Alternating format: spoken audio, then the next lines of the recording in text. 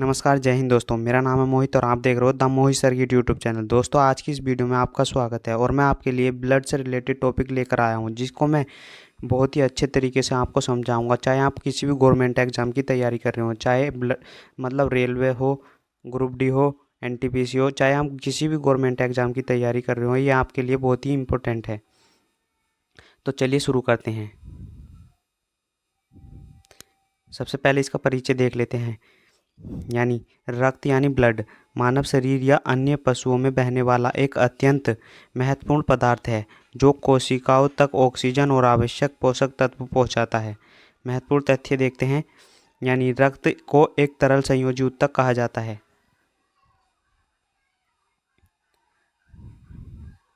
Next है इसका जो पीएच मान पढ़ते हैं। तो मानव रक्त हल्का क्षारीय होता है, जिसका औसत पीएच मान 7.4 होता है। और इसकी जो मात्रा होती है वो कितनी होती है ये भी देख लेते हैं। यानी एक स्वास्थ्य वयस्क यानी मनुष्य के शरीर में लगभग 5 से 6 लीटर रक्त होता है। और जो फीमेल होती है ना दोस्तों, फीमेल, तो उसके अंदर जो 4 से 5 लीटर खून होता है। और इसके अध्ययन को क्या कहा जाता है? यानी रक्त के अध्ययन को हेमेटोलॉजी कहा जाता है। ये भी आपको याद रख लेना है, क्योंकि ये एग्जाम में अक्सर पूछे जाता है। नेक्स्ट है रक्त का संगठन। रक्त मुख्य रूप से दो भागों में मिलकर बना है। नंबर 1 है प्लाज्मा और नंबर 2 है रक्त कणिकाएं। जो प्लाज्मा होता है, इसका जो रक्त में वो 55% होता है। यह रक्त का तरल भाग होता है। और जो रक्त कणिकाएं होती है वो 45%, रक्त का 45%, यह रक्त का ठोस पदार्थ होता है, यानी सॉलिड भाग होता है। यह आपको ध्यान रख लेना है। यानी कि 55% प्लाज्मा और 45% रक्त कणिकाएं। नेक्स्ट है प्लाज्मा। प्लाज्मा को डीपली पढ़ते हैं। तो इसका संगठन कैसे होता है ये देखते हैं। प्लाज्मा में लगभग 90 से लेकर 92% जल होता है और शेष 8 से 10% में प्रोटीन्स, लवण, ग्लूकोज और हार्मोन्स होते हैं। नेक्स्ट है फाइब्रिनोजेन प्रोटीन। यह प्रोटीन रक्त का थक्का जमने में सबसे महत्वपूर्ण भूमिका निभाता है। नेक्स्ट है सीरम। सीरम किसे कहते हैं? जब प्लाज्मा में से फाइब्रिनोजेन प्रोटीन निकाल दिया जाता है, तो बचे हुए शेष भाग को सीरम कहा जाता है। और आपको इन्हें नोट कर लेना है, क्योंकि आपके एग्जाम के लिए बहुत ही इंपॉर्टेंट है। नेक्स्ट है लाल रक्त कणिकाएं। इसकी संरचना कैसे होती है चलिए देखते हैं। तो स्तनधारी आरबीसी में केंद्रक नहीं पाया जाता, अपवाद जैसे कि ऊंट और लामा। और हीमोग्लोबिन देखते हैं। आरबीसी में आयरन युक्त प्रोटीन हीमोग्लोबिन पाया जाता है, जिसके कारण रक्त का रंग लाल होता है। यानी हीमोग्लोबिन के कारण रक्त का लाल रंग होता है। इसका मुख्य कार्य क्या है? तो ऑक्सीजन का परिवहन करना इसका मुख्य कार्य है। यानी इसका जीवन काल देखते हैं। इसका मतलब आरबीसी का जीवन काल देखते हैं कितना होता है। इनका जो जीवन काल होता है वो 20 से 120 दिन होता है। इनका निर्माण अस्थिमज्जा में यानी बोन मैरो में होता है और मृत्यु प्लीहा में होती है। यानी इसकी जो आरबीसी की जो मृत्यु होती है वो प्लीहा में होती है, इसलिए प्लीहा को आरबीसी का कब्रिस्तान कहा जाता है। ये भी आपको ध्यान रख लेना है। क्वेश्चन में पूछा जाता है आरबीसी का कब्रिस्तान किसे कहा जाता है, तो प्लीहा को कहा जाता है। अब देखते हैं डब्ल्यूबीसी यानी वाइट ब्लड सेल्स, श्वेत रक्त कणिकाएं। इसे शरीर का सैनिक कहा जाता है, क्योंकि यह रोग प्रतिरोधक क्षमता को बढ़ाती है। इनका जीवन काल 2 से 5 दिन होता है। रक्त यानी प्लेटलेट्स पढ़ते हैं। इनका जो मुख्य कार्य चोट लगने पर रक्त का थक्का जमाना है। और जो जब आपको डेंगू या बुखार, किसी को डेंगू बुखार हो जाता है, तो बुखार में प्लेटलेट्स तेजी से कम होने लगती हैं। ठीक है। रक्त समूह। रक्त समूह की खोज किसने की थी और कब की थी, ये भी आपको लिए बहुत ही इम्पोर्टेंट है। यानी रक्त समूह की खोज ऑस्ट्रिया वैज्ञानिक कार्ल लैंडस्टीन ने सन 1900 में की थी। इसके लिए इन्हें 1930 में नोबेल पुरस्कार दिया गया था। उन्होंने मुख्य रूप से 3 रक्त समूह यानी ए, बी और ओ की खोज की थी। ठीक है। इसके बाद सन 1902 में डिकोस्टेला और स्टुल्ली, जो कि इनके दोस्त थे लैंडस्टीनर के, इन्होंने एवी रक्त समूह की खोज की थी। नेक्स्ट है रक्त समूह तालिका। यानी कि आपको बता दूं एंटीजन आपके समझ में अभी बताता हूँ, रुक जाओ। एंटीजन क्या होता है? यानी कि एंटीजन एक ऐसा पदार्थ होता है जो कि आरबीसी की सतह पर पाया जाता है।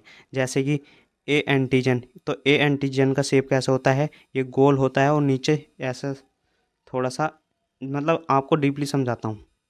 जैसे ये हो गई आरबीसी, तो आरबीसी में कुछ ऐसे एंटीजन पाए जाते हैं। ठीक है, चारों तरफ उनकी आरबीसी की सतह पर कुछ ऐसे एंटीजन पाए जाते हैं। ये जो गोल सर्कल बॉल होते हैं वो होती है ए एंटीजन। और बी एंटीजन कैसा होता है? बी एंटीजन कुछ इस प्रकार का होता है। बी एंटीजन की कुछ ऐसे प्रकार का होता है। और तो आपको बता दूं ए एंटीजन यानी रक्त ए में ए एंटीजन पाया जाता है और एंटीबॉडी बी पाई जाती है। क्योंकि जिसमें एंटीजन ए होगा तो उसमें सेम एंटीजन एंटीबॉडी नहीं होगा। ठीक है, जैसे ए रक्त समूह में एंटीजन ए है तो इसमें एंटीबॉडी बी होगा। ठीक है, और ऐसी ब्लड ग्रुप बी, इसमें बी एंटीजन पाया जाता है लेकिन एंटीबॉडी ए पाया जाता है। और ए बी यानी ए और बी दोनों एंटीजन पाए जाते हैं इसमें, और एंटीबॉडी कोई भी नहीं पाया जाता। वैसे ही रक्त समूह में यानी ओ रक्त समूह में कोई एंटीजन नहीं पाया जाता और उसमें एंटीबॉडी ए और बी दोनों पाई जाती हैं। यह आपको नोट कर लेना है ताकि आप कभी भूलो ना। नेक्स्ट है ए जो रक्त समूह है, ए रक्त समूह है किसे खून दे सकता है? ए रक्त समूह किसे खून दे सकता है? तो वो ए को और ए बी को दोनों को खून दे सकता है। और किससे ले सकता है? ए से और ओ से ले सकता है।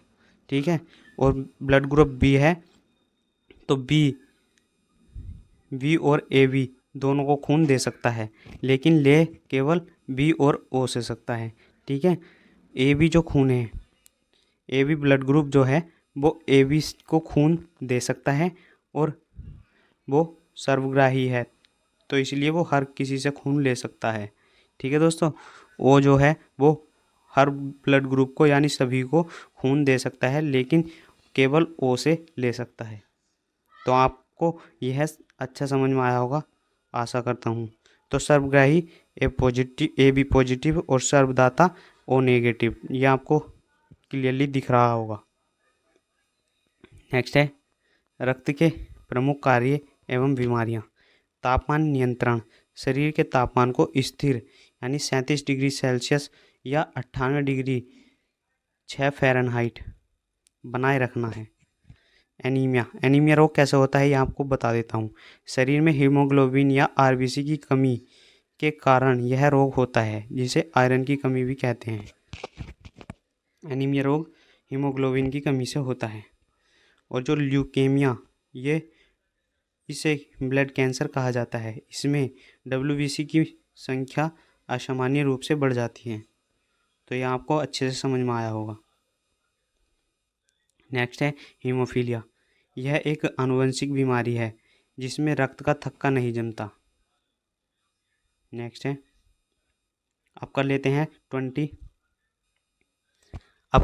20 MCQ यानी PYQ, जो कि पिछले कई एग्जामों में पूछे गए हैं। तो पहला PYQ है मानव रक्त किस प्रकार का उत्तक है? तो मानव रक्त जो है वो तरल संयोजी उत्तक है, ये आपको मैंने पीछे भी पढ़ाया है। नेक्स्ट है मानव रक्त का पीएच मान कितना होता है? तो ये मानव रक्त का पीएच मान ऑप्शन नंबर सी 7.4 होता है, ये आपको अच्छे से ध्यान रख लेना है। नेक्स्ट है रक्त समूह यानी ब्लड ग्रुप की खोज किसने की थी? तो वो किसने करी थी? कॉल लैंडस्टीन ने की थी, जो 1900 में की थी। नेक्स्ट है, किस रक्त समूह को सर्वदाता कहा जाता है? तो वो ओ नेगेटिव को सर्वदाता कहा जाता है। ठीक है।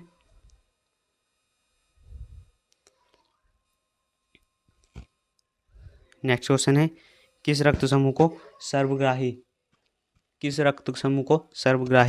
कहा जाता है? तो सर्वग्राही ए बी पॉजिटिव को कहा जाता है। नेक्स्ट क्वेश्चन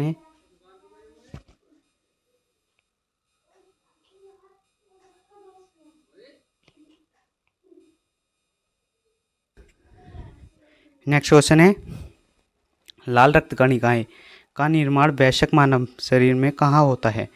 तो वो अस्थि मज्जा में होता है, यानी कि बोन मैरो में। नेक्स्ट क्वेश्चन है, आरबीसी का कब्रिस्तान किसे कहा जाता है? तो आपको बताया था मैंने, प्लीहा को कहा जाता है। ऑप्शन नंबर ए बिल्कुल सही हो जाएगा।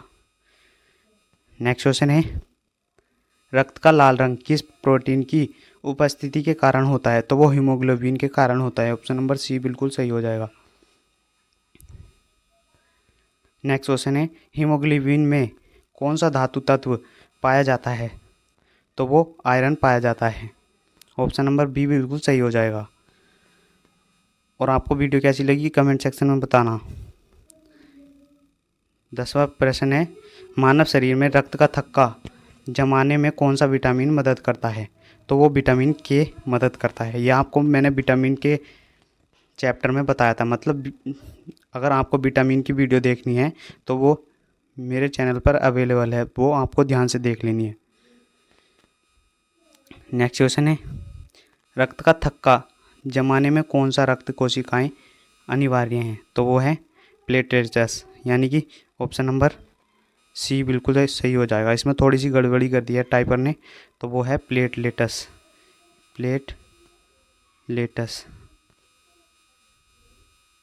ठीक है। नेक्स्ट क्वेश्चन है, डेंगू बुखार में मानव में किसकी कमी हो जाती है? तो वो प्लेटलेट्स की कमी हो जाती है। नेक्स्ट क्वेश्चन है, डेंगू बुखार में मानव शरीर में किसकी कमी हो जाती है? तो वो प्लेटलेट्स की कमी हो जाती है। किन रक्त कोशिकाओं को शरीर का सैनिक कहा जाता है? तो वो WBC को कहा जाता है। नेक्स्ट क्वेश्चन है, प्लाज्मा में फाइब्रिनोजेन प्रोटीन हटाने के बाद बचे हुए तरल को क्या कहा जाता है? तो सीरम कहा जाता है। नेक्स्ट क्वेश्चन है, रक्त कैंसर को वैज्ञानिक भाषा में क्या कहा जाता है? तो उसको ल्यूकेमिया कहा जाता है। नेक्स्ट क्वेश्चन है, वह कौन सी आनुवंशिक बीमारी है जिसमें चोट लगने पर रक्त का थक्का नहीं जमता? तो वो हीमोफीलिया है। Option number A. Next question है, लाल रक्त कोशिकाओं यानी आरबीसी को औसत जीवन काल कितना होता है? तो वो 20 से 120 दिन होता है। Option number B. Next question है, रक्त में प्लाज्मा का प्रतिशत कितना होता है? तो वो 55% होता है। प्लाज्मा 55% और आरबीसी यानी कि रक्त कणिकाएँ कितनी होती हैं? वो 45% रक्त कणिकाएँ होती हैं। नेक्स्ट क्वेश्चन है, शरीर में हीमोग्लोबिन या आयरन की कमी से कौन सा रोग होता है? तो वो एनीमिया होता है। नेक्स्ट और लास्ट क्वेश्चन यही है, जो RH फैक्टर की खोज लैंडस्टीनर और वीनर ने किस जीव में की थी? तो वो रिसस बंदर पर की थी। और आपको ये वीडियो कैसी लगी कमेंट सेक्शन में ज़रूर बताना और मेरे चैनल को सब्सक्राइब कर लेना।